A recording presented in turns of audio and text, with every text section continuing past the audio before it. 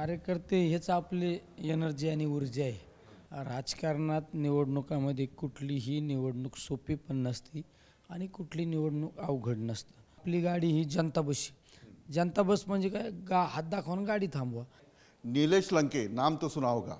सुजय विखेंना हे नाव दिवस रात्र आठवत असेल. याचं कारण असं आहे, सुजय विखे पाटील एक मोठं नाव आहे.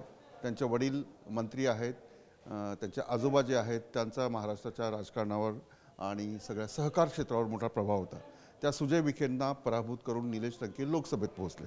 आता निलेश लंके हे नाव म्हटल्यावर महाराष्ट्रात खूप चर्चा होते. साधा माणूस असं म्हणतात, कुणी जवळ आला की खांद्यावर हात टाकतात, बघा असा हात असतो. आणि हे कार्यकर्ते यांच्या अवतीभोवती असतात, त्यांना सुधरतच नाही काय काय करायचं. कार्यकर्ता जिथं नेईल तिथे जातात. बरोबर आहे ना? कार्यकर्त्याने हात ओढला की तुम्ही तिकडे. कार्यकर्ते हेच आपले एनर्जी आणि ऊर्जा आहे. यांच्या पाठबळावरच माझ्यासारखा एक सर्वसामान्य कार्यकर्ता ग्रामपंचायतचा सरपंच ते आमदार खासदार झाला. ही सगळी ताकद यांची, ही सर्वसामान्य तळागाळातल्या लोकांची ताकद ही. पण मी आता एवढी वर्ष राजकारण कव्हर करतो, काही लोक हात मिळवायलाही पाठीपुढे करतात. हात मिळवला की हात सॅनिटायझर करून टाकतात. हे त्यावेळेला काय वाटतं? नाही, हात मिळवायला मग त्यांना एक ना एक दिवस तीच जनता उत्तर देते ना. त्यांना त्या गोष्टीचा एक ना एक दिवस त्या गोष्टीला सामोरं जावं लागतं. शेवट प्रत्येकाला आता समाजामध्ये काही काळ असा एक काळ होता, त्या काळामध्ये प्रस्थापित घराण्यांचं ज्या त्या भागामध्ये राजकारणामध्ये वलय राहायचं आणि त्या व्यतिरिक्त असे ठराविक प्रत्येक तालुक्यात ठराविक घराणे असायचे, प्रत्येक जिल्ह्यात ठराविक घराणे असायचे. त्यानंतर कोण नसायचं. पण आता लोकांना अपेक्षित काय असतं, आपल्यात मिसळणारा कोण आहे, सर्वसामान्य कुटुंबातला कोण आहे, ही लोकांची भावना निर्माण होते. त्यामुळं सर्वसमावेशक आपण राहिलं पाहिजे. आता मला सांगा, तुमची सुरुवात कशी झाली राजकारणात? राजकारणात आवडायला कसं लागलं तुम्हाला? नाही, राजकारणात कसा आलो मलाच कळालं नाही. पण मला एक लहानपणापासून सामाजिक कामाची आवड. सामाजिक काम म्हणजे मी फार गणपती मंडळ बसवण्यापासून तर नवरात्र उत्सवामध्ये देवीचा उत्सव करण्यापासूनची आपली सुरुवात. नेहमी संघटन हा गुण माझ्यात असल्यामुळं, या संघटना गुणामुळं सामाजिक काम करीत असतात राजकारणामध्ये एंट्री झाली माझी. पहिलं राजकारणात तुम्ही पहिल्यांदा निवडून आलात तेव्हा तुम्हाला काय फिलिंग होतं? जबाबदारी वाढली आहे किंवा कसं काम करावं लागेल? प्रत्येक निवडणुकीला मी निवडून आल्यानंतर मला आनंद किती झाला यापेक्षा ती जबाबदारी मी त्या ठिकाणी त्या जबाबदारीचा विचार केला. आणि आता लोकांनी एवढं दिलं आहे आपल्याला, आता लोकांना रिझल्ट दिला पाहिजे. ज्यावेळेस जनतेने आपल्याला डोक्यावर घेतलं, खांद्यावर घेतलं, त्यावेळेस त्यांची अपेक्षा असते की आपण ज्या लोकप्रतिनिधी निवडून दिलं त्या लोकप्रतिनिधी समाजासाठी काहीतरी केलं पाहिजे. त्या मतदारसंघातील त्या परिसरातील विकासासाठी काहीतरी केली, ही भावना असते. त्यामुळं आपण त्या गोष्टीला आपण निश्चित लोकांचं समाधान होईना असं काम केलं पाहिजे, ही नेहमी विचार माझ्यात राहिला. पण लंके साहेब, दोन गोष्टी महत्त्वाच्या. सुजय विखे पाटील मोठं नाव आहे राजकारणात. राधाकृष्ण विखे पाटील, त्यानंतर बाळासाहेब विखे पाटील, त्यांच्यासमोर तुम्ही उभे आहात. एवढा मोठा मतदारसंघ आहे, लोकांपर्यंत पोहोचू नाही पोहोचू अशी भीती होती? राजकारणात निवडणुकामध्ये कुठलीही निवडणूक सोपी पण नसती आणि कुठली निवडणूक अवघड नसतं. कुठलं आव्हान सोपं नसतं आणि कुठलं आव्हान अवघड पण नसतं. पण त्या गोष्टीला सामोरं जाण्यासाठी आपल्याकडे तेवढी प्रबळ इच्छाशक्ती पाहिजे, आपल्याकडे तेवढा कॉन्फिडन्स पाहिजे आणि तुम्हाला लोकांच्या मनावर राज्य करता आलं पाहिजे. लोकांची मेंटॅलिटी ओळखता आली पाहिजे, समाजाचा कौल ओळखता आला पाहिजे. या सगळ्या गोष्टींचा जर तुम्हाला चांगल्या पद्धतीने अभ्यास करता आला तर आपण कुठलीच निवडणूक अवघड नाही. निवडणूक अवघड नाही म्हणजे आत्मविश्वास पाहिजे. आत्मविश्वास पाहिजे, लोकांचे चेहरे वाचता आले पाहिजे. आणि निवडणूक ही आपण स्वतः घेऊन पळायची नाही, आपल्या कार्यकर्त्यांनी घेऊन निवडणूक पळायची नाही. ही निवडणूक जनताच घेऊन पुढं गेली पाहिजे. तर ती निवडणूक होती. जसं तुम्हाला ओढत नेतात मिरवणुकीतून. हां, मला तर मिरवणुकीत ओढीत नाही. आज पण मी एखाद्या कार्यक्रमात कुणी पण हात धरते, गळ्यात हात घालते, सेल्फी काढते, कोणी इकडं ओढीते, कोणी तिकडं. एखाद्या गुंडाबरोबर फोटो असेल जो राज्याच्या गुंडासोबतचा फोटो आहे, त्यांनी चहा प्यायला दिलं, त्यावेळेला लोक विचार करतील की खासदार झाले, निवडून आले, आता बस हेच राज्य. काय असतं माझ्याबाबत सगळ्यांना माहिती, मी कुठल्या चौकात उतरलो तर लोक गोळा होतात. आणि मला एक सवय आहे, मी मी तर बऱ्याच वेळा भाषणात म्हणतो की आपली गाडी ही जनता बसची. जनता बस म्हणजे काय, हात दाखवून गाडी थांबवा. मला कुणी रस्त्याने जाताना 4-6 लोक जर रोडला थांबलेले असते, हातदार दाखवला, आम्ही थांबतो, काय अडचण आहे. कधी कधी लोक म्हणतात काय नाही आम्हाला फोटो काढायचा.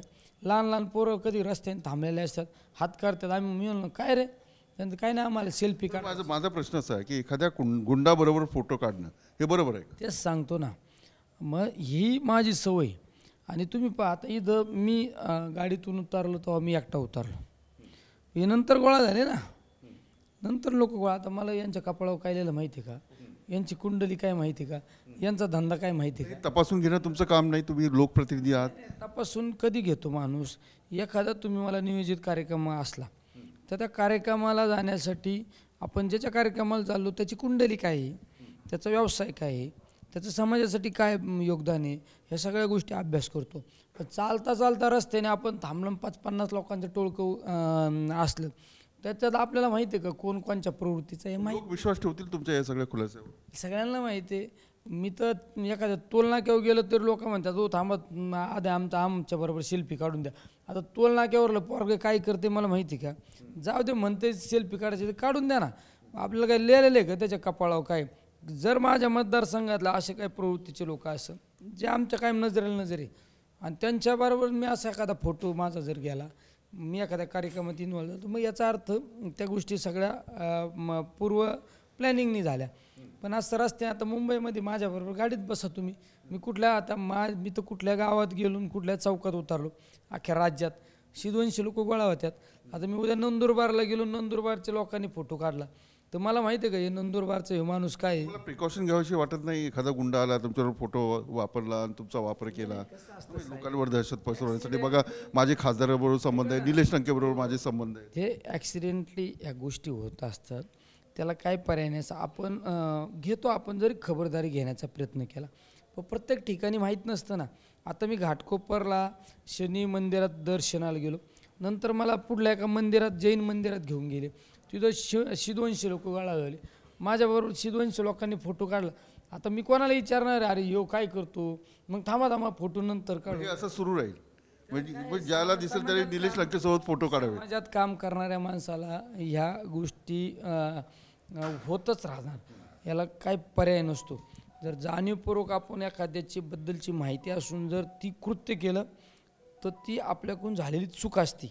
ती जाणीवपूर्वक आपण चूक केलेली, दुरुस्त करायला पाहिजे. चूक तर दुरुस्ती केली पाहिजे. आता मला समज माझा तुमच्याबरोबर एखाद्या दिवशी फोटो व्हायरल झाला आणि मला तुमच्याबद्दलची काही बॅक हिस्ट्री लक्षात आली, परत तुम्ही जर माझ्यासमोर आले तर परत जर तुमच्याबरोबर फोटो काढला तर मग याचा अर्थ काय.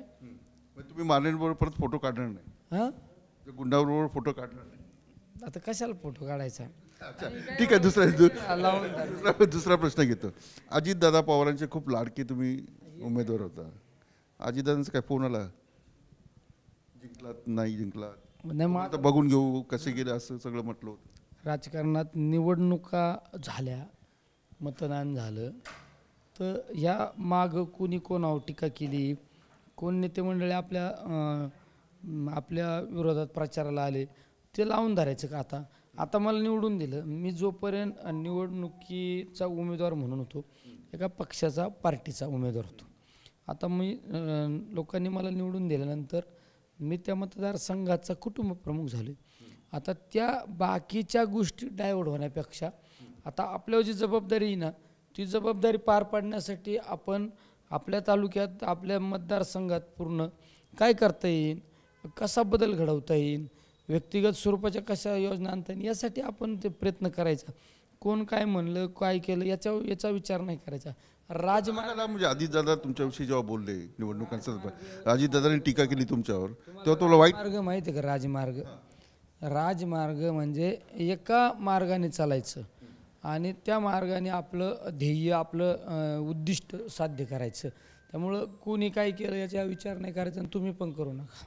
शरद पवारांना म्हणजे हा विजय झाल्यानंतर शरद पवारांची जी भेट झाली तर त्यावेळेस शरद पवार काय म्हटले? निश्चित आदरणीय पवार साहेबांना माझ्या विजयाबद्दल अतिशय आनंद झाला.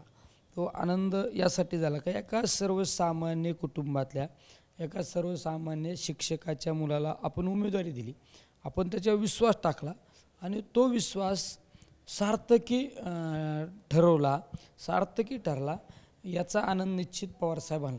माझ्या जागेवर एखादं प्रस्थापित कुटुंबातलं एखादं निवडून आला असता तर निश्चित साहेबांना आनंद तर होतोच आपल्या पक्षाचा पार्टीचा उमेदवार निवडून आल्यानंतर, पण कमी जास्त प्रमाणात आनंद झाला असता. पण माझ्यासारखा एकदम सर्वसामान्य कार्यकर्ता, फाटका कार्यकर्ता लोकसभेत जातो हे साहेबांसाठी ही आनंदाची गोष्ट होती. आता लोकसभेत गेल्यावर तुमच्याकडे असं बघणार साधा आमदार आहे, तिथे बोलणारे एकदम हुशार लोक असतात, म्हणजे प्रत्येक विषयात अभ्यास असलेली हुशार लोक असतात. तर कसं मग ते वातावरण तुम्हाला कसं वाटलं? अवघडल्यासारखं होईल थोडंसं? शेवट माणूस कसा राहतो, काय राहतो याच्या त्याची गुणवत्ता ठरवली जात नाही. एखादा सुटाबुटात येतो आणि पण त्याची गुणवत्ता त्याच्यावर ठरवू शकता का तुम्ही? नाही. म्हणजे आपल्या राज्याला इतिहास आहे. आपल्या राज्यात एकदम सर्वसामान्याने सुद्धा इतिहास घडवलेला आहे. त्यामुळं त्या ठिकाणी आपण किती अवगत करू शकतो हे सगळ्यात महत्त्वाचं असतं. अवगत करून त्याचा फायदा मतदारसंघासाठी कसा करता येईल हा महत्त्वाचा. एक शेवटचा प्रश्न, विधानसभेच्या निवडणुका आहेत आता, महाविकास आघाडीला 30च्या वर जागा मिळाल्या, 1+ सांगलीची जागा विशाल पाटील यांची. विधानसभेत हे चित्र दिसेल की आता भाजप, अजितदादा पवार आणि एकनाथ शिंदे यांची स्ट्रॅटेजी थोडी तुम्हाला अवघड असेल? तुम्ही जे म्हणता ना 30 जागा, तशा 32 जागा आहे. आमच्या अमोल कीर्तीकरांची जागा ती संशयास्पद आहे, सगळ्यांना माहिती आहे संशयास्पद आहे. जी जागा डिक्लेअर केलेली जागा जर नंतर काहीतरी 48 मतांनी बॅलेट मतात ती जर ही दाखवली, ती जागा संशयास्पद आहे. आमची शशिकांत शिंदे साहेबांची जागा त्या ठिकाणी आमच्या पिपाणीला 35,000 मतं गेली आणि साहेबांचा पराभव 30,000 मतांनी झाला. म्हणजे ती जागासुद्धा म्हणजे महाविकास आघाडीला एकदम वन साईड यश मिळालं, एकतर्फी यश मिळालं. आणि आता त्यात तोच ट्रेंड राहणार आहे.